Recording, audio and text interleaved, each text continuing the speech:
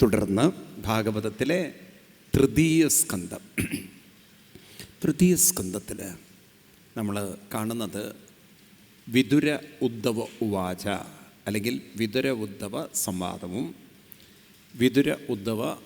വിതുര മൈത്രേയ സംവാദം. അതായത് മഹാഭാരതത്തിലെ ഒരു ലാസ്റ്റ് പാർട്ട് നമുക്ക് ഭാഗവതത്തിലേക്ക് കൊണ്ടുവരികയാണ് വേദവ്യാസ മഹർഷി. അപ്പം മഹാഭാരതത്തിൽ വിതുരനെ ദുര്യോധനൻ പുറത്താക്കുന്നു. ദുര്യോധനൻ ആ കഥകളൊക്കെ മഹാഭാരതത്തിൽ നിന്ന് എടുക്കണം, അല്ലെങ്കിൽ നിങ്ങൾക്ക് ഞാൻ പറയുന്നത് മനസ്സിലാവില്ല. അതായത് ദുര്യോധനൻ ധൃതരാഷ്ട്രൻ വിതുരനോട് പറഞ്ഞു, യുദ്ധം ഒഴിവാക്കാൻ ചില കുനുട്ട് ബുദ്ധികളൊക്കെ വിചാരിച്ച് സാധിക്കും. പ്രവൃത്തി കൊണ്ട് എന്താണത്? പാണ്ഡവരുടെ അടുത്ത് പോയി പറയണം, അർജുനോടൊക്കെ പറയണം, എങ്ങനെയാ പിതാമഹനെ കൊല്ലുക? ആ ഗുരുവിനെ കൊല്ലുന്നത് ചിന്തിക്കാൻ പറ്റുമോ? ഇത്രയും ജീവിതത്തിൽ അറിവ് തന്ന പരമഗുരുവിനെ ഇതിൽ പരം ഗുരുത്വദോഷം ഉണ്ടാവും, ബ്രഹ്മഹത്യാദോഷം വേറെ ഉണ്ടാവും എന്നൊക്കെ പറഞ്ഞ് അർജുനൻ്റെ മനസ്സിനെ എന്ത് ചെയ്യണം? കൺഫ്യൂഷനാക്കണം, ബ്രെയിൻ വാഷ് ചെയ്യണം.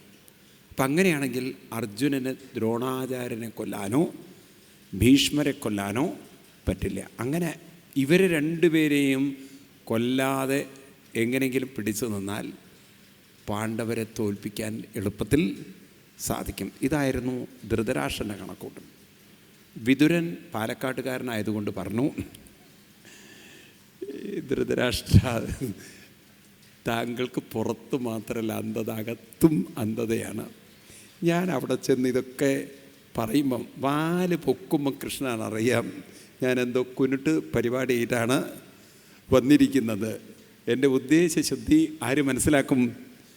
കൃഷ്ണൻ മനസ്സിലാക്കും. കൃഷ്ണൻ പറയും, വിതുരാ മിണ്ടാതിരിക്കൂ, യുദ്ധമൊക്കെ തീരുമാനിച്ചല്ലോ, ഇനി എന്താ ഇതിൻ്റെ ഇടയ്ക്ക് മറ്റൊരു ചിന്ത എവിടെ, അല്ലെങ്കിൽ സംശയം എവിടെ എന്ന് പറഞ്ഞാൽ എനിക്കൊരക്ഷരം മിണ്ടാൻ പറ്റുമോ? അങ്ങക്ക് സത്യത്തിൽ യുദ്ധം വേണ്ടാന്ന് ആഗ്രഹമുണ്ടെങ്കിൽ, ആത്മാർത്ഥമായി ആഗ്രഹിക്കുന്നെങ്കിൽ അങ്ങ് ചെയ്യേണ്ടത് എന്താണെന്ന് വെച്ചാൽ പാണ്ഡവരുടെ ഇടയിൽ പോയി കൺഫ്യൂഷനാക്കല്ല. ഈ യുദ്ധത്തിന് കാരണക്കാരനായ ദുര്യോധനനോട് ഗെറ്റ് ഔട്ട് അടിക്കാനുള്ള ഒരു ധൈര്യം കാണിച്ചാൽ മതി, വേറൊന്നും വേണ്ട. മുഖത്ത് നോക്കി എന്ത് പറയണം? ഗെറ്റ് ഔട്ട് എന്ന് പറയണം. ഇത് കേട്ടപ്പോഴേ ധൃതരാഷ്ട്രർക്ക് വിറക്കാൻ തുടങ്ങി. കാരണം ദുര്യോധനനോട് ഗെറ്റ് ഔട്ട് പറയാൻ കേരളത്തിൻ്റെ അവസ്ഥയാണ്. ചിലരോടൊക്കെ ഗെറ്റ് ഔട്ട് പറയാൻ വലിയ ബുദ്ധിമുട്ടാണ്, ഇറങ്ങി പോകണ്ടേ? കാരണം അത്ര തൊലിക്കെട്ടിയായി കഴിഞ്ഞാൽ എന്ത് ചെയ്യാനാണ്? അതിനുള്ളൊരു ഗഡ്സ് പലർക്കും ഇല്ല. മനസ്സിലായില്ലേ? ഇത് പറഞ്ഞ പോലെ ദുര്യോധനോട് ഗെറ്റ് ഔട്ട് പറയാനുള്ള ഗഡ്സ്, ധൈര്യം ആർക്കില്ല? ധൃതരാഷ്ട്രർക്കില്ല. എന്നൊരവസ്ഥ നമ്മുടെയൊക്കെ അവസ്ഥയാണ്. ഇപ്പം നമ്മുടെ ഒരു അവസ്ഥയാണ്. നമ്മളിപ്പോൾ ധൃതരാഷ്ട്ര അവസ്ഥയിലാണ്. പറയാനുള്ളൊരു ഗഡ്സ് ഇല്ല നമുക്ക്. ഇനിയിപ്പോൾ അടുത്ത ഇലക്ഷൻ വരെ കാത്തിരിക്കുക നിവൃത്തിയുള്ളൂ. മനസ്സിലായില്ലേ? അതുവരെ അനുഭവിച്ച് തീർക്കുക തന്നെ. അപ്പം എന്നതുപോലെ ഇവിടെ ഒരു നിവൃത്തിയില്ലാതെ അങ്ങനെ ഇരിക്കുമ്പോഴാണ് വിതുരൻ പറഞ്ഞത്, എന്നാൽ അങ്ങയ്ക്ക് ആ ദുര്യോധനനോട് ഇവിടെ നിന്നും ഇറങ്ങിപ്പോവാൻ പറയാൻ ഒരു വാക്ക് പറഞ്ഞാൽ ഈ പ്രശ്നം പരിഹരിക്കും. ഇത് ദുര്യോധനൻ കേട്ടു. തൻ്റെ അച്ഛനോട് തന്നെ ഗെറ്റ് ഔട്ട് അടിക്കാനാണ് വിതുരൻ ഉപദേശിക്കുന്നത് കേട്ടപ്പോൾ അവിടേക്ക് ഇറങ്ങി വന്ന് ആ വിതുരനോട് പറയുന്ന കുറേ വാക്കുകളുണ്ട്. കഴിച്ച ചോറിന് നന്ദി കാണിക്കാത്ത ഗൃഹപാലനെപ്പോലെ, അതായത് വീട്ടിൽ വളർത്തുന്ന പട്ടിയുടെ അത്ര പോലും ഒരു മര്യാദയില്ലാത്ത നീ ഈ കുലത്തിന് ശാപമാണ്, അപമാനമാണ്. അതുകൊണ്ട് നീ ഇവിടെ നിന്ന് ഇറങ്ങിക്കൊള്ളണം. നീ എന്നൊക്കെയാണ് വിളിക്കുന്നത്. സ്വന്തം അച്ഛൻ്റെ അനുജനായ ആ വിതുരനോട് അല്പം പോലും ആദരവ് കാണിക്കാതെ. ഭാഗവതത്തിലെ വരികൾ പറയുകയാണെങ്കിൽ, ഇത്തമത്യുൽഭണകർണബാണേ ഭ്രാതുപുരാമർമ്മിതതാടിതോവി സ്വയം ധനുർത്താരി നിധായമായം ഗതവ്യതോ യാനുരുമാനയാന. പറയുന്നത് ഇത്രമാത്രം മർമ്മത്തിൽ കുത്തുന്ന ക്രൂരമായ വാക്കുകൾ ദുര്യോധനൻ പറഞ്ഞപ്പോൾ ധൃതരാഷ്ട്രൻ മിണ്ടാതിരുന്നു എന്നാണ്. അരുത് ദുര്യോധന, പറയരുത്. നീ ആരോടാ സംസാരിക്കുന്നത്? നിൻ്റെ ചെറിയച്ഛനല്ലേ, അല്ലേ? നിൻ്റെ അച്ഛൻ്റെ അനുജനല്ലേ? അത്രയൊരു ബഹുമാനം കാണിക്കണ്ടേ എന്നൊക്കെ പറയാനുള്ള ആ ഒരു വാക്ക് പറയാനുള്ള ധൈര്യം പോലും ധൃതരാഷ്ട്രർക്ക് ഉണ്ടായില്ല. മിണ്ടാതിരുന്ന് കേട്ടു, ഒരക്ഷരം മിണ്ടിയില്ല. വിതുരർക്ക് മനസ്സിലായി ഇതൊരു നല്ല സൈനാണ്. ഭഗവാൻ എനിക്ക് ഗ്രീൻ സിഗ്നൽ കാണിച്ചു തരികയാണ്. എന്താണ് ഗ്രീൻ സിഗ്നൽ? ഇവിടെ നിന്ന് ഇപ്പോൾ ഇറങ്ങിക്കൊള്ളണം. കുറേ കാലമായിട്ട് എനിക്കൊരു മോഹമുണ്ട്, ഭാരതത്തിലെ തീർത്ഥാടന കേന്ദ്രങ്ങളിലും മഹാന്മാരെയൊക്കെ ഒന്ന് ദർശിക്കാം. ഇതൊരു സത്സംഗത്തിനുള്ള, ഒരു തീർത്ഥാടനത്തിന് കിട്ടിയ ഒരു അവസരമാണ്, ഭാഗ്യമാണ്, ഏറ്റവും വലിയ ഒരു അനുഗ്രഹമാണ് എന്നങ്ങോട്ട് തീരുമാനിച്ച് അദ്ദേഹം ചിരിച്ചു എന്നാണ് പറയണത്. ദുര്യാധന, എന്നാൽ ഇങ്ങനെയൊരു സൗകര്യം അങ്ങ് തന്നില്ലേ, ഇതിൽ ഒരു സൗകര്യം തരാൻ നീ വേറെ എന്താ വേണ്ടത്? അല്ല, ഞാൻ അത്ര നിന്നോട് കടപ്പെട്ടിരിക്കുകയാണ്. കാരണം ഇപ്പം എനിക്ക് പറയാം, എന്നെ ഇവിടെ ആവശ്യമില്ലാത്തതുകൊണ്ടാണ് ഇറക്കി വിട്ടതെന്ന്. അതൊരു വേദനയോടുകൂടിയല്ല ഇദ്ദേഹം ഇറങ്ങുന്നത്, വളരെ സന്തോഷത്തോടെ ഇറങ്ങിയെന്നാണ്. അദ്ദേഹം അങ്ങനെ യാത്ര ചെയ്ത് അവസാനം അദ്ദേഹത്തിന് 36 വർഷം യാത്ര ചെയ്തു. എത്ര അങ്ങനെ കഴിഞ്ഞ് ഒന്ന് കൃഷ്ണനെ കാണാൻ ദ്വാരകയിലേക്ക് പോകുമ്പോഴാണ് യമുനാ നദി തടത്തിൽ വെച്ച് അവിടെ വെച്ച് ഉദ്ധവരെ കാണുന്നത്. ആ കാണുന്ന കാഴ്ചയാണെങ്കിലോ, ഉദ്ധവരുടെ തലയിലാണെങ്കിൽ മെതിയടിയൊക്കെ ഉണ്ട്. എന്താ ഉദ്ധവരെ ഇങ്ങനെയൊരു കാഴ്ച? അപ്പോൾ പറയാണ്, അങ്ങ് ആരെ കാണാൻ വേണ്ടി പുറപ്പെട്ടുവോ ആ കൃഷ്ണനിനി നമ്മളോടൊപ്പമില്ല. സ്വശരീരം ഉപേക്ഷിച്ചു, കുലം മുഴുവൻ പോയി. വിതുരൊരു നിമിഷം ഇങ്ങനെ ആ ഉദ്ധവൻ്റെ കണ്ണിലേക്ക് നോക്കി. കൃഷ്ണനെ കാണാൻ സാധ്യമല്ല. ആ മനോഹരമായ കാർമേഘ വർണ്ണം നമ്മളിൽ നിന്നൊക്കെ മറഞ്ഞു കഴിഞ്ഞു. ഇനി എന്താണ്? അപ്പോഴാണ് ഉദ്ധവർ പറയണത്, എനിക്കും കൃഷ്ണവിയോഗം താങ്ങാനുള്ള ശക്തി ഉണ്ടായില്ല. ഞാൻ കൃഷ്ണനോട് എന്നെയും കൂടെ കൊണ്ടുപോകാൻ പറഞ്ഞു. അപ്പോൾ ഭഗവാൻ എനിക്ക് ഭാഗവതത്തെ ഉപദേശിച്ചു. എന്നോട് പറഞ്ഞു, ഉദ്ധവരെ എവിടെ പോകണം? ബദരീനാഥിൽ പോവുക. അവിടെ അളകനന്ദയുടെ തീരത്തിരുന്ന് ഞാൻ പറയുന്നതൊക്കെ അനുഷ്ഠിക്കുക. അവസാനം എന്നിലേക്ക് അങ്ങ് വന്നു ചേരും. അങ്ങനെ പോരാ നേരത്ത് പറഞ്ഞു, കൃഷ്ണ ഒറ്റയ്ക്ക് പോകാൻ ഒരു വിഷമമുണ്ട്. അപ്പോഴാണ് കാലിൽ കിടന്ന ആ മെതിയടി എനിക്ക് കൃഷ്ണൻ തന്നത് എന്നൊക്കെ പറഞ്ഞപ്പോൾ ഒരു നിമിഷം വിതുരരിങ്ങനെ, കൃഷ്ണനെ എനിക്ക് കാണാൻ പറ്റില്ലല്ലോ. ആ സമയത്ത് വിതുരർ പറയാണ്, ഞാൻ ഇങ്ങോട്ട് പുറപ്പെടുമ്പോൾ ഭഗവാൻ പറഞ്ഞു, ഉദ്ധവ വഴിയിൽ വിതുരനെ കാണും. ആ വിതുരൻ ഇങ്ങോട്ട് പുറപ്പെട്ടിട്ടുണ്ട്. അദ്ദേഹത്തിന് എന്നിൽ നിന്ന് ചില കാര്യങ്ങളൊക്കെ അറിയണമെന്നുണ്ട്. ആ ചോദ്യങ്ങൾക്കൊക്കെ ഉള്ള ഉത്തരം അദ്ദേഹത്തിന് ഉപദേശിക്കാനായിട്ട് ഞാൻ മൈത്രേയ മഹർഷിയെ ഏർപ്പാടാക്കിയിട്ടുണ്ട് എന്നൊന്ന് വിതുരരെ അറിയിക്കണമെന്ന്. അപ്പം കൃഷ്ണൻ ശരീരം ഉപേക്ഷിക്കുന്നതിന് മുമ്പ് തന്നെ ഓർത്തു എന്നും തൻ്റെ ജീവിതത്തെ ധന്യമാക്കാൻ ഭഗവാൻ മൈത്രേയ മഹർഷിയെ ഏർപ്പാടാക്കിയിട്ടുണ്ട് എന്ന കാര്യങ്ങളൊക്കെ ഉദ്ധവരിൽ നിന്ന് അറിയുമ്പോൾ, ഭാഗവതത്തിലെ വരികൾ ഇങ്ങനെയാണ്. വളരെ ആ ഒരു നിമിഷം ഉദ്ധവർക്ക് ആ കൃഷ്ണനോടുള്ള ആത്യന്തികമായ ഒരു പറഞ്ഞാൽ എന്താണ്, കാരുണ്യമെന്നോ സ്നേഹമെന്നോ കടപ്പാടെന്നോ പറഞ്ഞാൽ തീർത്താൽ തീരാത്ത അത്രയും. കാരണം തന്നെക്കുറിച്ച് കൃഷ്ണൻ ഓർത്തില്ലേ, തനിക്ക് വേണ്ടിയിട്ട് മൈത്രേയ മഹർഷിയെ തയ്യാറാക്കി വെച്ചിട്ടുണ്ടെന്നൊക്കെ കേട്ടപ്പോൾ ആ സമയം വിതുരർ പറയുന്ന വരികൾ ഇങ്ങനെയാണ്. വിതുരോപി ഉദ്ധവൽ ശുത്വാം കൃഷ്ണസ്യ പരമാത്മനാം ക്രീഡയോപാത്തദേഹസ്യ കർമാണി ശ്ലാഘിതാനി ച ദേഹന്യാസം ച തസ്സീമം ധീരാണം ധൈര്യവർദ്ധനം അന്വേഷം ദുഷ്കരതരോ പശൂനാം വിക്ലവാത്മനം ആത്മാനം ച ഗുരുശ്രേഷ്ഠ കൃഷ്ണേന മനസിക്ഷിതം ധ്യായൻ കദേ ഭാഗവതേ രുരോധ പ്രേമവിക്വലം.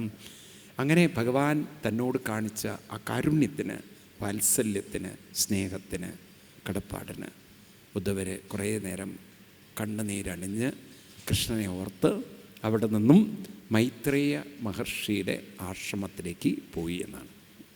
പിന്നീട് ഭാഗവതത്തിലെ തൃതീയ സ്കന്ധത്തിൽ 5-ാം അധ്യായം മുതൽ വിതുര മൈത്രേയ സംവാദമാണ്. അതായത് വിതുരർ നേരെ മൈത്രേയ മഹർഷിയുടെ ആശ്രമത്തിലെത്തി അവിടെ ചെന്ന് വിതുരർ മൈത്രേയരോട് ചോദിക്കുന്ന ഒരു ചോദ്യം, ആ ചോദ്യമൊന്ന് നമുക്കെല്ലാവർക്കും കാണണം. അതത്ര ഒരു പ്രാധാന്യമുള്ളൊരു ചോദ്യമാണ്. അതാണ് ഈ ഭാഗവതത്തിന് ഇന്നത്തെ കാലഘട്ടത്തിൽ പോലും പ്രസക്തി ഉള്ളതാക്കി തീർക്കുന്നത്. നിങ്ങൾ നോക്കൂ, മാനവരാശി ഇന്ന് അനുഭവിക്കുന്ന പല പ്രശ്നങ്ങൾക്കുമുള്ള വ്യക്തമായ ഉത്തരം ഭാഗവതം നമുക്ക് തരികയാണ്. ഇവിടെ 3-ാം സ്കന്ധത്തിൽ 5-ാം അധ്യായത്തിൽ 2-ാം ശ്ലോകം, അതെല്ലാവരും ഒന്ന് മനസ്സിരുത്തി പഠിക്കേണ്ട ശ്ലോകമാണ്. 3-ാം സ്കന്ധം 5-ാം അധ്യായം 2-ാം ശ്ലോകം. അവിടെ വിതുരർ ചോദിക്കുന്ന ചോദ്യമാണ്, സുഖായ കർമാണി, പുസ്തകമുണ്ടല്ലോ, എല്ലാവരും ഒന്ന് നോക്കി വായിക്കണേ. സുഖായ കർമാണി കരോതി ലോകേ നദൈ സുഖം വാന്യുതു പാരമം വാ പിന്ദേതഭൂയ യദയത്ര ദുഃഖം യദത്ര യുക്തം ഭഗവൻ വദന്ന. എന്താ പറയുന്നത്? സുഖായ കർമാണി കരോതി ലോകേ. ലോകേ, ഈ ലോകത്തിൽ എല്ലാവർക്കും ജീവിതം സുഖമാവണം എന്നാഗ്രഹിക്കുന്നവരാണ്. സുഖം, സന്തോഷം, സംതൃപ്തി, സ്നേഹം എല്ലാവർക്കും വേണം. ആരും ഇന്ന് വരെ പറഞ്ഞില്ല എല്ലാവരും എന്നെ വെറുക്കണം, എനിക്ക് ദുഃഖം മതി, കഷ്ടപ്പാട് മതി. ആരെങ്കിലും പറഞ്ഞിട്ടുണ്ടോ? അങ്ങനെ ഏതെങ്കിലും ക്ഷേത്രത്തിൽ പുഷ്പാഞ്ജലി ആരെങ്കിലും കഴിച്ചിട്ടുണ്ടോ? കുറേ ദുരിതം കരുതരണേ ഭഗവാനേന്ന് ആരെങ്കിലും അങ്ങനെ ഇന്ന് വരെ പറഞ്ഞിട്ടുണ്ടോ? ഉണ്ടോ? ആരെങ്കിലും പൈസ എടുത്തിട്ട് ഒഴിഞ്ഞിട്ടുണ്ട്, കഷ്ടകാലം, ദുരിതവും ബുദ്ധിമുട്ടും പ്രയാസങ്ങളും തരണേ ഗുരുവായൂരപ്പ? ആരെങ്കിലും ചിന്തിച്ചിട്ടുണ്ടോ അങ്ങനെ? മറ്റുള്ളവർക്കുണ്ടാവണം വിചാരിച്ചിട്ടുണ്ടാവും. അവനവൻ ആർക്കെങ്കിലും കഷ്ടപ്പാടും ബുദ്ധിമുട്ടും വേണമെന്ന് സ്വപ്നത്തിൽ വിചാരിക്കുമോ? പറയൂ. നിങ്ങളാരെങ്കിലും ബുദ്ധിമുട്ടിച്ചിട്ടുണ്ടെങ്കിൽ നിങ്ങൾ നല്ലത് വരണമെന്നാണോ പറയുക? കൊടുക്കണേ ഗുരുവായൂരപ്പ എന്നാണ് പറയുക. അവർക്കൊക്കെ എന്ത് കൊടുക്കണം? അങ്ങനെ പറയില്ല, കൊടുക്കണം എന്ന് പറയും. അത് നിങ്ങൾക്കും ഗുരുവായൂരപ്പനും അറിയാം എന്താ കൊടുക്കേണ്ടത് എന്നുള്ളത്, അല്ലേ? അങ്ങനെയല്ലേ? എന്താ ഒന്നും മിണ്ടാത്തത്? നിങ്ങൾ പറഞ്ഞില്ലേ അങ്ങനെ? ആരും ഇല്ലേ? പറഞ്ഞില്ലേ? ഇങ്ങനെ നുണ പറയരുതേ. ഉള്ളിൻ്റെ ഉള്ളിലെങ്കിലും പറഞ്ഞിട്ടുണ്ടാവും. എന്നെ ഉപദ്രവിച്ചവർക്ക് എന്തെങ്കിലുമൊക്കെ കൊടുക്കണമെന്ന് ദൈവമെങ്കിലും കൊടുക്കുമെന്ന് പറഞ്ഞില്ല? എന്താ നുണ പറയുന്നത് നിങ്ങൾ? ദൈവം കൊടുക്കുന്നെങ്കിലും പറഞ്ഞിട്ടുണ്ടാവില്ല? പറഞ്ഞിട്ടുണ്ടാവില്ല? എന്നാലും പാലക്കാട് ഇങ്ങനെ നുണ പറയുന്നവരെ ഞാൻ ആദ്യമായിട്ടാണ് കണ്ടത്. എല്ലാവരുടെ ഉള്ളിൽ ഇത്തിരിയൊക്കെ ഉണ്ടാവും, ഇല്ലാതിരിക്കില്ല, അല്ലേ? ഉണ്ടാവുമോ? തനിക്കേറെ ബുദ്ധിമുട്ടും വിഷമങ്ങളൊക്കെ തരുന്നവർക്ക് ദൈവം കൊടുക്കുന്നവർക്കൊക്കെ എന്നൊക്കെ പറയും. അങ്ങനെ പറയില്ല? സത്യം പറയൂ, പറയാറില്ലേ? ഉണ്ടോ ഇല്ലയോ? ദൈവം കൊടുക്കുമെന്ന് പറഞ്ഞാൽ അത് ദൈവത്തിനോട് കൊടുക്കണം എന്നുള്ള ഓർഡറും കൂടിയാണല്ലോ, ഇല്ലേ? അതും കൂടി ഉണ്ടല്ലോ അതിൻ്റെ ഉള്ളിൽ. ദൈവമേ കൊടുത്തോളണം കേട്ടോ എന്ന് പറഞ്ഞ പോലെ ഇവിടെ അവനവൻ്റെ ജീവിതത്തിൽ എല്ലാവർക്കും എന്താ വേണ്ടത്? സന്തോഷവും സുഖവും സ്നേഹവും അതൊക്കെ തന്നെയാണ് വേണ്ടത്. അതിനു വേണ്ടിയാണ് മനുഷ്യൻ ഓടുന്നത്. പക്ഷേ ജീവിതത്തിൽ എന്താ കാണുന്നത്? നദൈ സുഖം വാനിതുപാരം വാ. എത്ര രസകരമായിട്ടാണ് പറയുന്നത്. വിചാരിച്ച ഒരു സുഖവും വിചാരിച്ച സന്തോഷവും വിചാരിച്ച സംതൃപ്തിയും ശരിക്കും പറഞ്ഞാൽ ദിനം പ്രതി കൂടുകയാണ് വേണ്ടത്. നമ്മുടെ ഒരു കണക്കുകൂട്ടലനുസരിച്ച് നമ്മളിപ്പം ജോലി പഠിക്കണത് അത്ര ഇഷ്ടമുണ്ടായിട്ടല്ല, എങ്ങനെയെങ്കിലും ഈ ദുരിതം 10-ാം ക്ലാസ് ഒന്ന് പാസ്സാവണം, അല്ലാതെ പഠിച്ച് പാസ്സാവണം എന്ന് ആഗ്രഹിച്ചിട്ടൊന്നുമല്ല. ഈ ഗതികേടൊന്ന് ദുരിതം ഒന്ന് തീർന്നു കിട്ടണം, ആണോ? ആ ബോർഡൊക്കെ ഒന്ന് പരീക്ഷ എഴുതി കിട്ടണം. അത് കഴിഞ്ഞാൽ ഇന്നത്തെ കാലത്ത് +2 ആണ്, പണ്ടൊക്കെ പ്രീ ഡിഗ്രി ഒക്കെയാണ്. അതെങ്ങനെയെങ്കിലും ഒന്ന് പഠിച്ച് പാസ്സാവണമെന്നാണോ? എങ്ങനെയെങ്കിലും മാർക്ക് കിട്ടണമെന്നാണോ? എന്താ ഒന്നും മിണ്ടാത്തത്? പഠിച്ച് പാസ്സാവണമെന്നാണ്. ഇതൊക്കെ പുസ്തകം പഠിക്കണം എന്നാണ് താല്പര്യം ഉണ്ടായിരുന്നു ആർക്കെങ്കിലും? മാർക്കിന് വേണ്ടി പഠിച്ചുവോ അതോ അറിവിന് വേണ്ടി പഠിച്ചുവോ? സത്യം പറയൂ. ആ ദുരിതം ഒന്ന് തീർന്ന് കിട്ടാൻ വേണ്ടിയിട്ടല്ലേ? ആണോ? അല്ലയോ? അതൊക്കെ കഴിഞ്ഞ് നമ്മൾ കോളേജിലെത്തി, അതും എങ്ങനെയെങ്കിലുമൊക്കെ പഠിച്ച് പിന്നെ ഒരു ജോലി, ശമ്പളമൊക്കെ കിട്ടി, അത് കഴിഞ്ഞ് കല്യാണമൊക്കെ കഴിയുമ്പോൾ എന്താ വിചാരം നിങ്ങൾക്ക്? ഈ കല്യാണമൊക്കെ കഴിഞ്ഞാൽ സുന്ദരൻ ഞാനും സുന്ദരി നീയും ചേർന്നിരുന്നാൽ തിരുവോണം എന്നാണ്. അങ്ങനെയല്ലേ പൊതുവേ ധാരണ? പിന്നെയല്ലേ മനസ്സിലാവുന്നത് അവിട്ടവും ചവിട്ടവും പൂരുരുട്ടാതി ഉത്രട്ടാതി രേവതിയും ഒക്കെയാണെന്നുള്ളത്, അല്ലേ? എന്താ ഒന്നും മിണ്ടാത്തത് നിങ്ങൾ? ജീവിതം എന്നും സുഖമാണോ? അത് കഴിഞ്ഞ് 2 മക്കളായി. നമ്മൾ വിചാരിച്ചു ലാലാലോ വാവാവോ വാവോ എന്നൊക്കെ പറഞ്ഞുകൊണ്ട് നടക്കുമ്പം ഇതൊക്കെ നമ്മളെ സ്നേഹിക്കുന്നതാണ് വിചാരിച്ചത്. പിന്നെ അതിനെയൊക്കെ വളർത്തി ഒരു ഭാഗത്തെത്തി, അതൊക്കെ വളർന്ന് വേറെ വഴിക്ക് പോയി. കുറേ കഴിയുമ്പോഴാണ് നമുക്ക് മനസ്സിലാവുക നമുക്ക് ആരും കൂടെയില്ല, ഉണ്ടായിട്ടും കാര്യമൊന്നുമില്ല. മുട്ടിൻ്റെ വേദന മക്കൾ കൂടെ ഉള്ളതുകൊണ്ടോ കൂടെ ഇല്ലാതിരുന്നുകൊണ്ടൊന്നും കാര്യമില്ല. ഭർത്താവ് കൂടെ ഉള്ളതുകൊണ്ട് തലവേദന കൂടുന്നു എന്നല്ലാതെ കുറയുന്ന ലക്ഷണമൊന്നുമില്ല. ആണോ?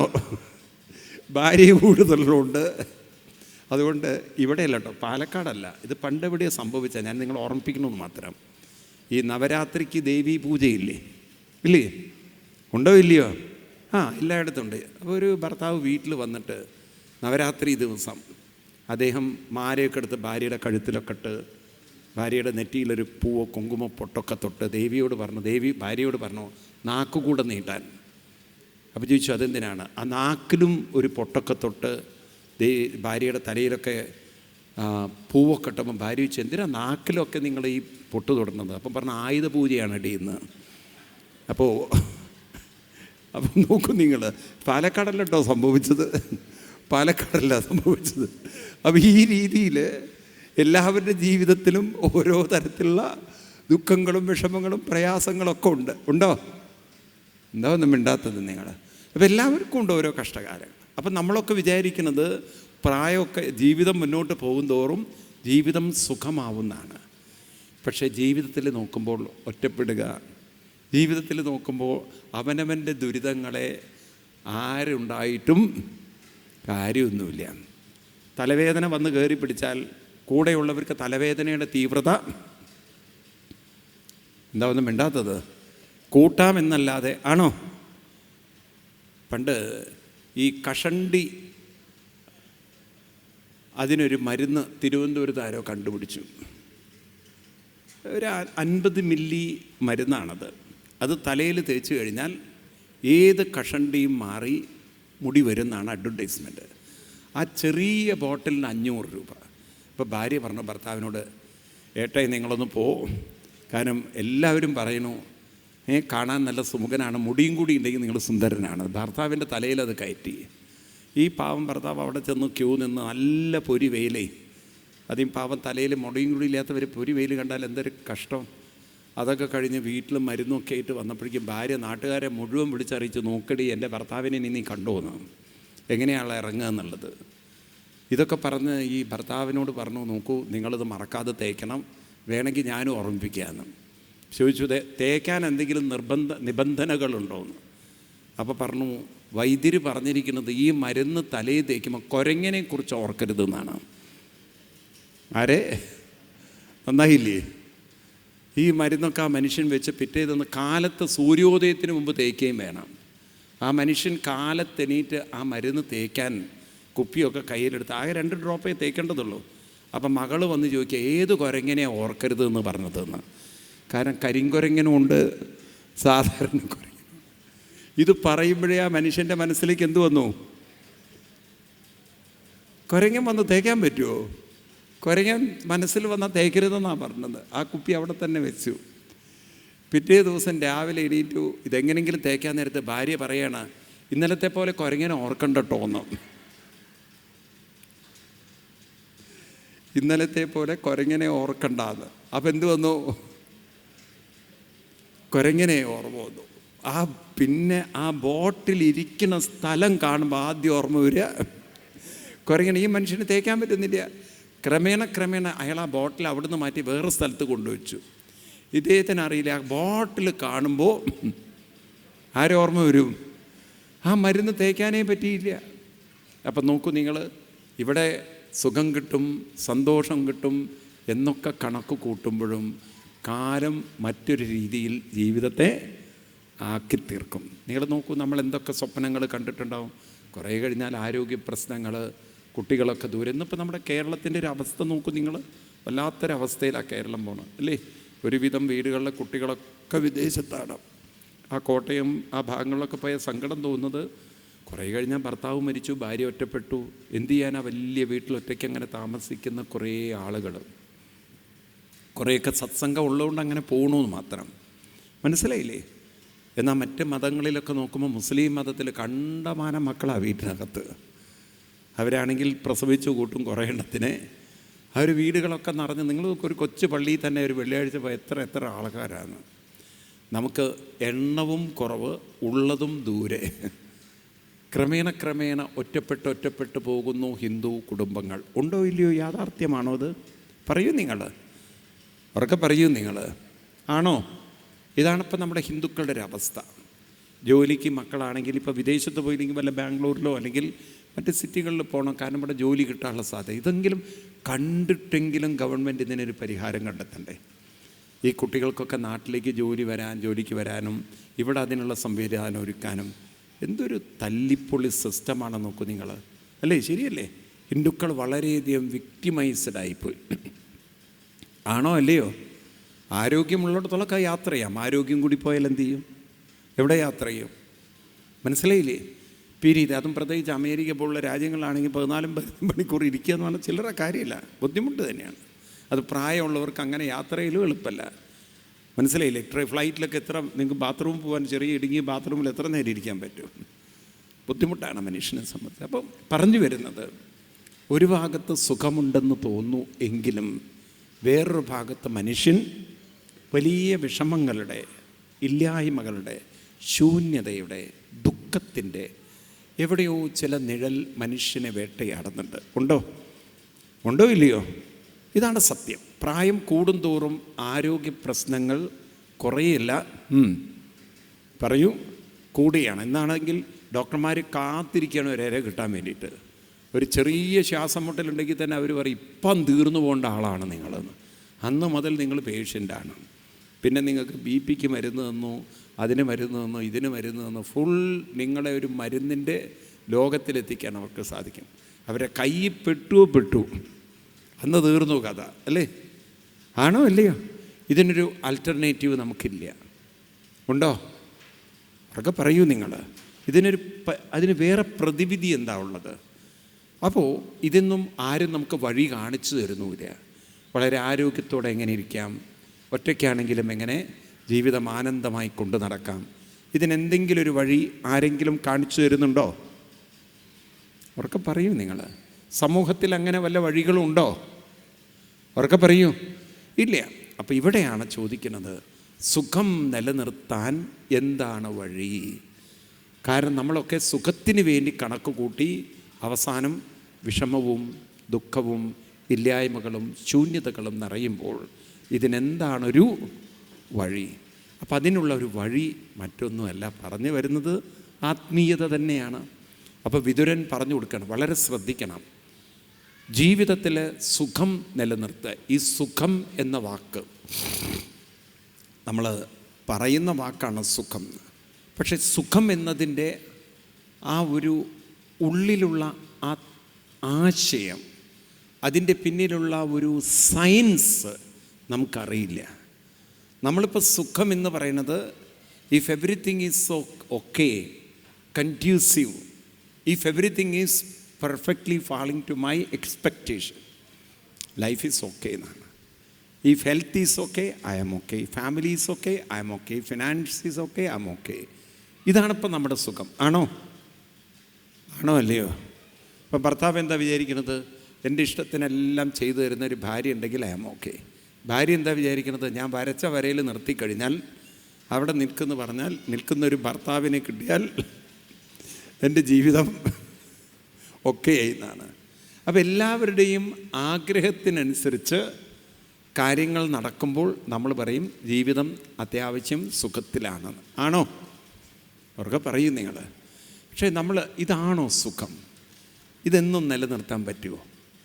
ആരോഗ്യമെന്നും നിലനിർത്താൻ പറ്റുമോ? പറയൂ. ജീവിതമെന്നും നിലനിർത്താൻ പറ്റുമോ? കൂടിയല്ല ജനിക്കുന്ന നേരത്തും കൂടിയല്ല മരിക്കുന്ന നേരത്ത്. അപ്പം പിന്നെ എന്താണ് സുഖം? അപ്പം സുഖം എന്നത് മനോബലമാണ്. സുഖം എന്ന് പഠിക്കണം. എന്താണ് സുഖം? ഭാഗവതത്തിൽ, ഭഗവത്ഗീതയിൽ കൃഷ്ണൻ പറയും അശാന്തസ്യ കുതസുഖം എന്നാണ്. ഗീതയിലെ 2-ാം അധ്യായത്തിൽ കൃഷ്ണൻ പഠിപ്പിക്കുന്നതാണ്. നാസ്തി ബുദ്ധിരയുക്തസ്യ നജാ യുക്തസ്യ ഭാവന നജാഭാവയത ശാന്തി അശാന്തസ്യ കുതസുഖം. മനോബലമാണ് സുഖം. അപ്പം 2 തരം മനോബലമുണ്ട്. ഇപ്പോഴത്തെ നമ്മുടെ മനോബലം എന്ന് പറയുന്നത്, ഇപ്പോഴത്തെ നമ്മുടെ ഒരു മനോബലം എല്ലാം ഓക്കെയായി കിട്ടുന്നൊരു മനോബലമാണ്. എന്നാൽ മറ്റൊരു മനോബലമുണ്ട്, അത് സാധനയിലൂടെ കിട്ടുന്ന മനോബലമാണ്. ഏതാണ്? നിരന്തരമായ സാധനയിലൂടെ കിട്ടുന്ന മനോബലം. അതേതാണ്? ആവർത്തിച്ചിട്ടുള്ള സാധനയിൽ മനസ്സിന് ഏകാഗ്രത കൂടുന്തോറും, ഞാൻ കാലത്ത് പറഞ്ഞത് നിങ്ങൾ ഓർക്കുന്നുണ്ടോ അറിയില്ല, ഒരു സൂര്യൻ്റെ കിരണങ്ങളെ ഒരു ലെൻസിലൂടെ കടത്തിവിടുന്ന ഉദാഹരണങ്ങളൊക്കെ രാവിലെ പറഞ്ഞിരുന്നു ഞാൻ. ഓർക്കുന്നുണ്ടോ എന്ന് പറഞ്ഞ പോലെ നമ്മൾ നിരന്തര ഒരു അനുഷ്ഠാനം കൊണ്ട് നടക്കുമ്പോൾ മനസ്സിൻ്റെ ഏകാഗ്രത കൂടി വരുമ്പോൾ ഏകാഗ്രതയുള്ള മനസ്സ് മനോബലമായി മാറും. അപ്പം മനോബലമുള്ള മനസ്സിന് എന്നും സുഖം നിലനിർത്താൻ സാധിക്കും. മറ്റ് സുഖങ്ങളൊക്കെ അനുകൂലമായ പരിതസ്ഥിതിയിൽ കിട്ടുന്നത് എങ്ങാനും പ്രതികൂലമായാൽ മനസ്സ് ധിം എന്ന് പറഞ്ഞ വീഴ്ചയാണ്.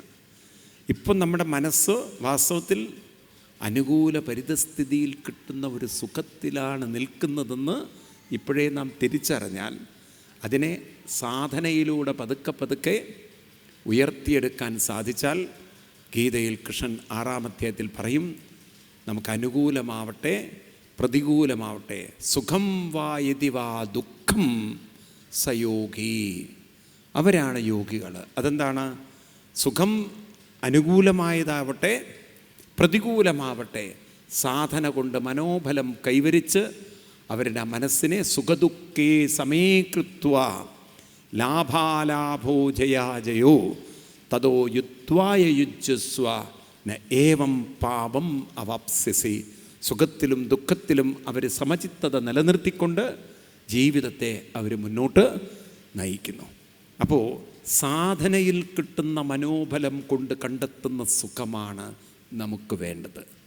അല്ലാതെ അനുകൂലമായ പരിതസ്ഥിതിയിൽ കിട്ടുന്നൊരു സുഖം ഇപ്പോൾ കൂടെയുണ്ടാവും, നാളെ കൂടെയുണ്ടാകുമെന്ന് പറയാൻ പറ്റില്ല. പക്ഷെ പലരും തെറ്റിദ്ധരിക്കുകയാണ്, ഇന്നുള്ളത് നാളെയും ഉണ്ടാവുന്ന. കാലം അങ്ങനെ ഒരു തെറ്റിദ്ധാരണ വരുത്തുകയാണ്. അതുകൊണ്ടാണ് പലരും സാധന ചെയ്യാത്തത്.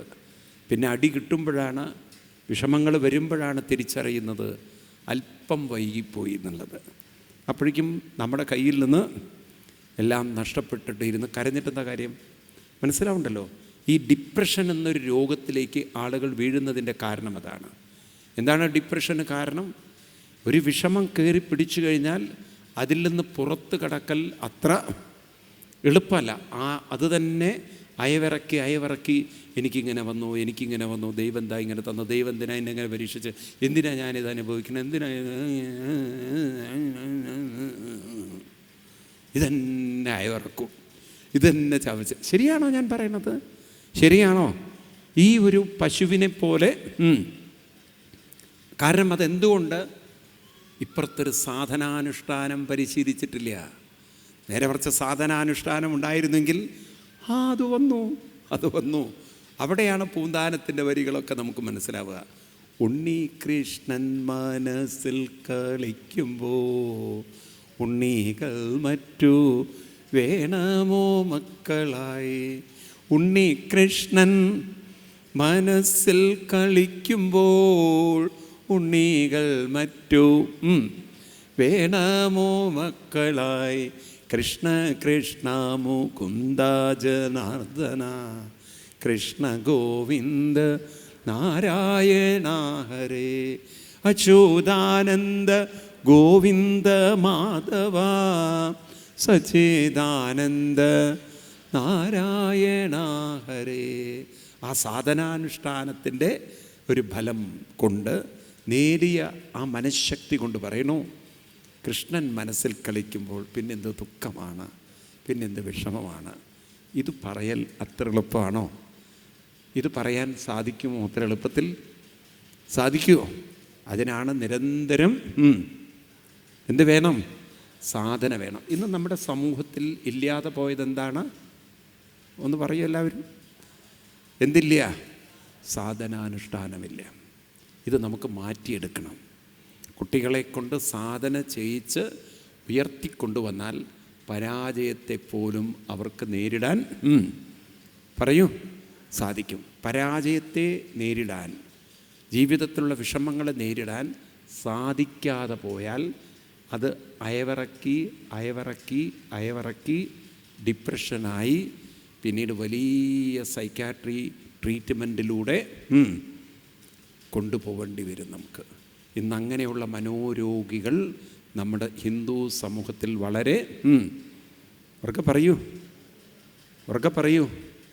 കൂടുകയാണോ കുറയാണോ? കൂടുകയാണ്. അതിനെന്താ പ്രതിവിധി? അതിനനുഷ്ഠാനമാണ്, സാധനയാണ്. ഇതാണ് ഇവിടെ പറഞ്ഞു കൊടുക്കുന്നത്. കൃത്യമായ അനുഷ്ഠാനം കൊണ്ട് മാത്രമേ മനോബലം നമുക്ക് ഉറക്കെ പറയൂ വർദ്ധിപ്പിക്കാൻ പറ്റുള്ളൂ. മനസ്സിലായില്ലേ? ഇതാരും നമുക്ക് പറഞ്ഞു തന്നില്ല, ആരും നമുക്ക് ഉപദേശിക്കുന്നില്ല. ചെറുപ്പത്തിലെ ആരെങ്കിലും ഇതൊക്കെ പറഞ്ഞു തന്നിരുന്നെങ്കിൽ ഒരു പക്ഷേ ഡെയിലി വിഷ്ണു സഹസ്രനാമവും ലളിതാ സഹസ്രനാമവും ഒക്കെ ചൊല്ലുന്ന ഒരു സംസ്കാരമുള്ളവരായി നമ്മളെന്നോ മാറുമായിരുന്നു. മനസ്സിലായില്ലേ? ഇതിൻ്റെ സയൻസ് നോക്കൂ. ഇതൊക്കെ കുട്ടികൾക്ക് പറഞ്ഞു കൊടുക്കണം. നമ്മൾ ഈ വിഷ്ണു സഹസ്രനാമമൊക്കെ ചൊല്ലുമ്പോൾ എന്ത് സംഭവിക്കുന്നു? മന്ത്രങ്ങൾ ആവർത്തിക്കുമ്പോൾ, ബോധം അതിലേക്ക് തിരിയുമ്പോൾ, ആവർത്തിക്കുമ്പോൾ, ഞാൻ രാവിലെ പറഞ്ഞു, ഈ നല്ല പോസിറ്റീവ് ചിന്ത വരുമ്പോൾ ഈ പോസിറ്റീവ് ചിന്തയുടെ ശക്തി കൊണ്ട് ബോധമണ്ഡലം, ആ പോസിറ്റീവ് പവർ കൊണ്ട് എന്താ സംഭവിക്കുക? ഇപ്പം നിങ്ങളുടെ മൊബൈലിൽ പോസിറ്റീവ് ചാർജ് കയറുമ്പോൾ, നിങ്ങൾക്ക് കാണാം ബാറ്ററിയിൽ ആ ചാർജ് മുകളിലേക്ക് പോകുന്നത്. എന്നാൽ നമ്മൾ വെറും കൺസ്യൂം ചെയ്യുകയാണെങ്കിൽ ആ പവർ, ബാറ്ററിയുടെയൊക്കെ രൂപം പല മൊബൈലിലും കാണില്ലേ? ഉണ്ടോ? നിങ്ങൾക്ക് കാണാൻ പറ്റും. ചാർജ് അവർക്ക് പറയൂ കുറഞ്ഞു. ഇതുപോലെ വേണ്ടാത്ത ചിന്ത അയവിറക്കുമ്പോൾ മനുഷ്യ മനസ്സിൻ്റെ ഊർജം, വേണ്ടാത്തത് അയവിറക്കുമ്പോൾ, നേരത്തെ പറഞ്ഞില്ലേ എന്ന് പറയുമ്പോൾ എന്ത് സംഭവിക്കും? മനസ്സിൻ്റെ ഊർജം കുറഞ്ഞു വരും. അപ്പോൾ ഈ വിഷ്ണു സഹസ്രനാമം പോലുള്ള അനുഷ്ഠാനങ്ങൾ നിരന്തരം കൊണ്ടുപോകുമ്പോൾ അതിൻ്റെ ആ പോസിറ്റീവ് പവർ നമ്മുടെ ബോധമണ്ഡലത്തിലേക്ക് ഉണരുമ്പോൾ ക്രമേണ ബോധത്തിൻ്റെ ശക്തി അല്ലെങ്കിൽ ബോധമണ്ഡലം എന്താവും?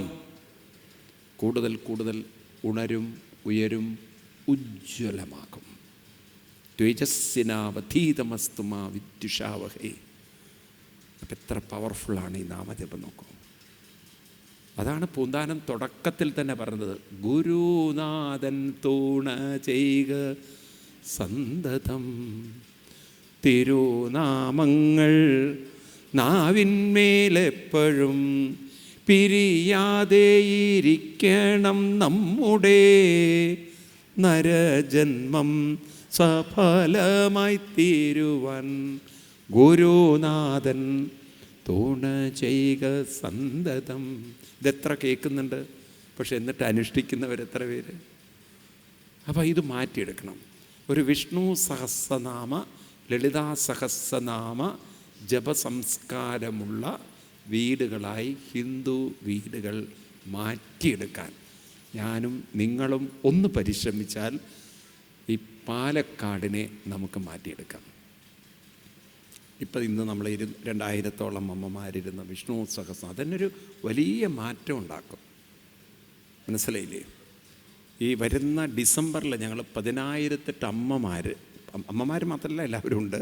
ജനറലി ലളിതാ സഹസ്രനാമം ചെല്ലാൻ പോവാണ് ഗുരുവായൂരിൽ. 10,008 പേര്. അടുത്ത ഡിസംബർ, എനിക്ക് തോന്നുന്നു 2026 ജാനുവരിയിൽ വളരെ സുപ്രസിദ്ധമായ ക്ഷേത്രമുണ്ട്, ചെട്ടിക്കുളങ്ങര ഭഗവതി ക്ഷേത്രം മാവേലിക്കരയിൽ. 100,000 പേരാണ് പങ്കെടുക്കാൻ പോകുന്നത്. അത്രയും അവർ പ്രോഗ്രാം ഓർഗനൈസ് ചെയ്യണം. അപ്പോൾ ഈ ഒരു മാറ്റം ഉണ്ടാകണം. പ്രയത്നിക്കണം, എല്ലാവരും അതിനു വേണ്ടി കൂട്ടായിട്ട് പ്രയത്നിക്കണം. ആത്മഹത്യകളില്ലാത്ത, മനസ്സിലായില്ലേ, കൊലപാതകങ്ങളില്ലാത്ത ഒരു ഹിന്ദു സമൂഹത്തെ നമുക്ക് സ്വപ്നം കാണാം. വേണ്ടയോ പറയൂ. ഒരു വിവാഹം നടത്തി കൊടുത്തു കഴിഞ്ഞാൽ അത് നിലനിൽക്കുന്നൊരു ബന്ധമായി മാറണം. അത് തമ്മിൽ തെറ്റിപ്പിരിഞ്ഞ് എല്ലാ ദുരിതങ്ങളുമായി. മനസ്സിലായില്ലേ? അതാവരുത്. എത്ര ലക്ഷോപലക്ഷം പൈസയും ചിലവഴിച്ച് ഒരു 2 മാസം കൊണ്ട് കത്തിത്തീർന്നോ ജീവിതം? ഒരു ഉത്തരവാദിത്വമില്ലാത്ത ഒരു കുടുംബ ജീവിതങ്ങളായി ഇന്ന് മാറുന്നു.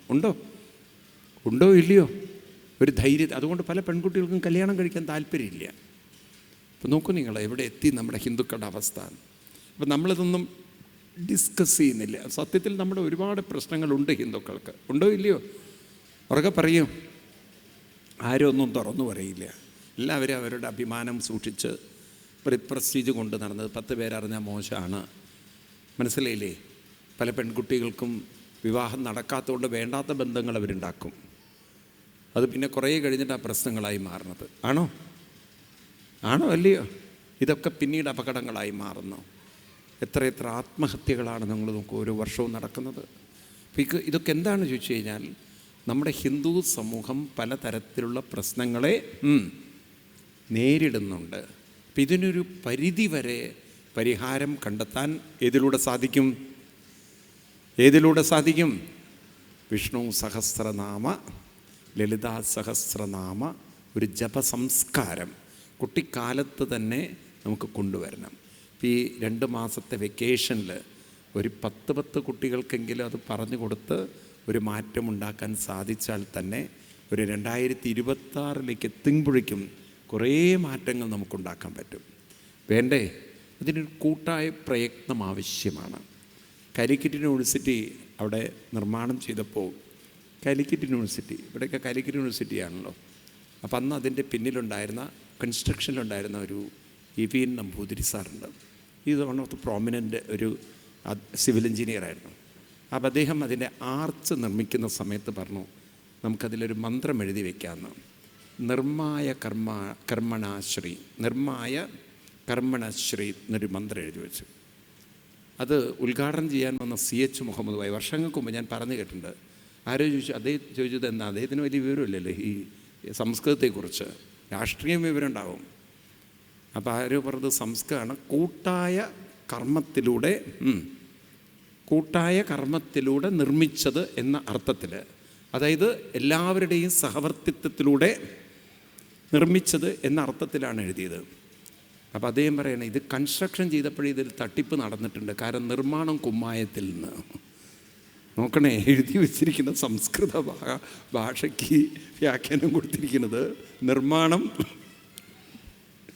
കൂട്ടായ കർമ്മത്തിലൂടെ നിർമ്മിച്ചത് എന്നുള്ളത്, നിർമ്മാണ ശ്രീ എന്നുള്ളതിന് നിർമ്മാണം കുമ്മായത്തിലാണത്രേ എന്ന് പറഞ്ഞ പോലെ തമാശയിട്ട് പറയും. അതായത് നല്ലൊരു സങ്കല്പമുണ്ടെങ്കിൽ അതിനെല്ലാവരും ഒരുമിച്ച് പ്രവർത്തിച്ചാൽ ആ സങ്കല്പത്തെ നമുക്ക് പൂർത്തീകരിക്കാൻ സാധിക്കും. അപ്പം അതുകൊണ്ട് ഒരേകാഗ്രതയുള്ളൊരു മനസ്സ് അത് നമുക്ക് കൂട്ടായിട്ട് നേടിയെടുക്കണം. അപ്പം നമുക്ക് സമയം ഇവിടെ തീരുന്നത് കൊണ്ട് നമുക്ക് ഉപസംഹരിപ്പിക്കാം. അപ്പോൾ കീർത്തനം ചൊല്ലി ഞാൻ നിർത്തുകയാണ്. എനിക്ക് വീണ്ടും എൻ്റെ മനസ്സിൽ ഞാൻ മറന്നു പോവുകയാണ് അതൊരു ഉൾപ്രദേശമാണ് എന്നുള്ള കാര്യം. ഇടയ്ക്കിടയ്ക്ക് അതുകൊണ്ട് ഞാൻ വാച്ച് 2 കൊണ്ടുവച്ചിട്ടുണ്ട് സിറ്റി. കാരണം നമ്മളങ്ങനെ ശീലിക്കാത്തതുകൊണ്ട് പൊതുവേ നമ്മുടെ സപ്താഹങ്ങളൊക്കെ 8 വരെയൊക്കെ അങ്ങനെ പോകുന്നതുകൊണ്ട് ഒരു ഉൾപ്രദേശമായതുകൊണ്ട് നിർബന്ധമായിട്ടും 7 മണിക്ക് കൺക്ലൂഡ് ചെയ്യണം. അപ്പോൾ ഇന്ന് ഞാനിവിടെ ഉപസംഹരിപ്പിക്കുകയാണ്. കാലത്തെല്ലാവരും കുട്ടികളെയും കൊണ്ടുവരിക. എല്ലാവരും പരസ്പരം ഒരു 10 പേരോട് പറയുക, ഈ സപ്താഹത്തെ പ്രയോജനപ്പെടുത്തണം. ആളെ കൂട്ടാനല്ല, ഒരാൾക്കെങ്കിലും വെളിച്ചം പകരാൻ, ഒരാളിലേക്കെങ്കിലും ഒരു പ്രചോദനം പകരാൻ, ഒരാളിലേക്കെങ്കിലും പരിവർത്തനം പകരാൻ ഈ സപ്താഹം കൊണ്ട് നമുക്ക് സാധിക്കുമെങ്കിൽ ഇതിൽ പരം ഭാഗ്യവും പുണ്യം വേറെന്ത് വേണം? അപ്പം അതിനെല്ലാവരും ഒരു പരസ്പര പ്രേരകരായി മാറട്ടെ. നിങ്ങളായിരിക്കണം മറ്റുള്ളവർക്ക്. ഒരു 10 പേരോട് നിങ്ങൾ പറയാം, പ്ലീസ് കം. ഒരു 6 മണിക്ക് എല്ലാവരും എത്തിച്ചേരുക. നാളെ ഒരുമിച്ച് നമുക്ക് വിഷ്ണു നമുക്കൊന്ന് രാവിലെ നമ്മൾ ആ ഒന്നിച്ച് ഒരു 1500 പേര്, എനിക്ക് തോന്നുന്നു അപ്രോക്സിമേറ്റ്ലി ഒരു 1500 പേരുണ്ടാവും. അതിൻ്റെ ആ വൈബ്രേഷൻ എന്തായിരുന്നു കുട്ടികൾ, എന്തൊരു ഊർജ്ജമായിരുന്നത്. എല്ലാവരും ഒരുമിച്ച് ആ വിഷ്ണു അല്ലേ ഉണ്ടായിരുന്നു ഇല്ലയോ? അപ്പോൾ ഈ ഒരുമിച്ചുള്ള വിഷ്ണു സഹസ്രനാമ ജപം അതൊരു വലിയ മോട്ടിവേഷനാണ്. മനസ്സിനത് ഭയങ്കരമായിട്ട് ഉള്ളിലേക്ക് അത് പെനട്രേറ്റ് ചെയ്ത് ഭയങ്കരമായിട്ട് സ്വാധീനിക്കും. അപ്പോൾ അതുകൊണ്ട് എല്ലാവരും അത് പങ്കെടുക്കുക. നാളെ കാലത്ത് 6 മണിക്ക് നമുക്ക് വീണ്ടും ആരംഭിക്കാം. ഇപ്പോൾ ഒരു കീർത്തനമൊക്കെ ചൊല്ലി നമുക്ക് നിർത്താം. നാളെ വൈകുന്നേരം നമുക്കിവിടെ ഭഗവാന്റെ ഉഗ്രമായ അവതാരങ്ങളിൽ വെച്ച് ഏറ്റവും കഠിനമായ ഭഗവാന്റെ നരസിംഹാവതാരം നാളെ നമ്മൾ കാണും. അതിവിടെ ആവിഷ്കരിക്കാമെന്ന് ഏറ്റിട്ടുണ്ട്. നാളെ വൈകുന്നേരം ഈ വേദിയിൽ ഭഗവാന്റെ ആ ഒരു ഉഗ്രതയോട് കൂടിയ ഭയാനകമായ അതിതേജസ്സാർന്ന നരസിംഹാവതാരം നമ്മൾ കാണും.